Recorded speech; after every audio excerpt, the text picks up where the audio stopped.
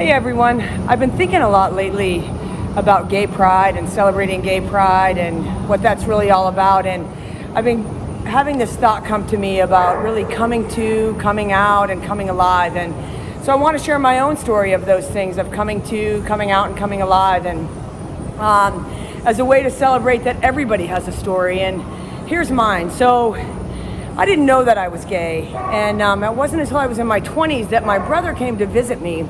I was living in New York, and he came to visit me from Los Angeles. He said he had something really important to tell me. So we go to dinner, and we're drinking pretty heavily, and he says, I got something I really have to share with you. And I said, yeah, you're gay, so what? And he said, so are you. And it was at that moment that I was like, oh my God, this makes the whole world make sense. And so there's my coming to. And then I had to come out. And I grew up in a family with 7 older brothers, military, lots of masculinity, lots of toxic heterosexuality. And I went ahead and did it anyway because it was how I was gonna stay alive. I mean, and come alive, really. And so my brother had sent a letter home to my parents to talk to them about him being gay, and I thought, you know, I can do better than that. And so I got on a plane and flew home to Pittsburgh to see my folks. And when I landed, I thought, that letter seems like a really good idea.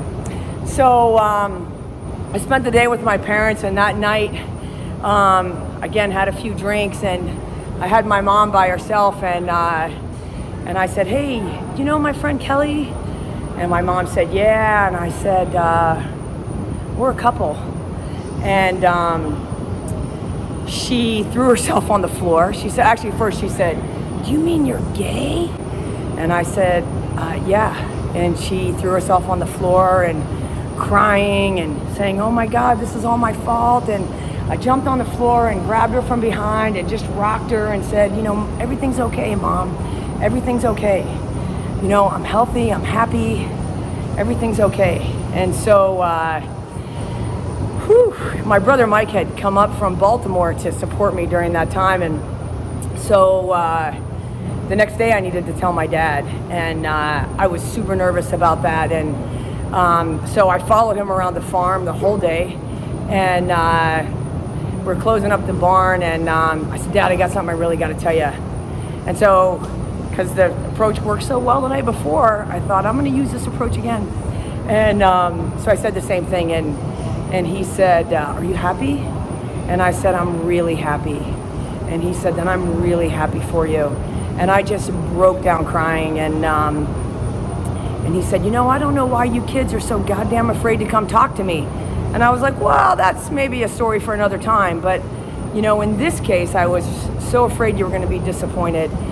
And he said, I would only be disappointed if I thought you were being somebody that you're not. And then he said, let me buy you a steak. And I remember my mom sitting there. She used to smoke Winston 1000s. I thought of them as like Winston 1 millions, right? And so she'd light a cigarette, and she was like, a mother knows. And I said, a mother knows what? And she says, you know, a mother knows her children. And it turns out they knew, you know, they had talked it amongst themselves. They had known my brother and I were gay from the time we were little kids. And so that's my coming out story. And, you know, and that just was the launch pad for really coming alive. And years later, you know, as I come more and more and to live into who I authentically am, you know, I left my corporate job and I started Pittsburgh FIT, this gym that I love. And what I've come to realize is it's another place where I've entered into, you know, an industry that's highly masculine. I was born into a highly masculine family and in a highly masculine industry, and, you know, and I'm happy. I am who I am here. You know, a middle-aged lesbian woman owning a gym, and pretty successfully. And, you know, and a couple years ago, I got married, and I felt like I really, you know, put all my chips on the table there, and it didn't work out. There's a way that table felt like it got flipped upside down, and that's okay. And I learned more about myself there, and what I realized is, you know, I just need to gather my chips up, and I want to keep putting my chips in the table, always, you know, in every area of my life. And so, you know, I hope whatever your story is, you know, if you have lost your chips or whatever, or you decide you don't want to put them back in, I really hope you put your chips back in the center. And let's just go for this thing called life and celebrate everybody's life.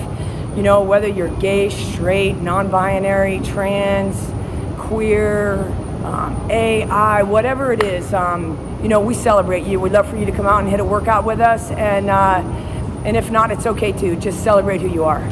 Happy Pride.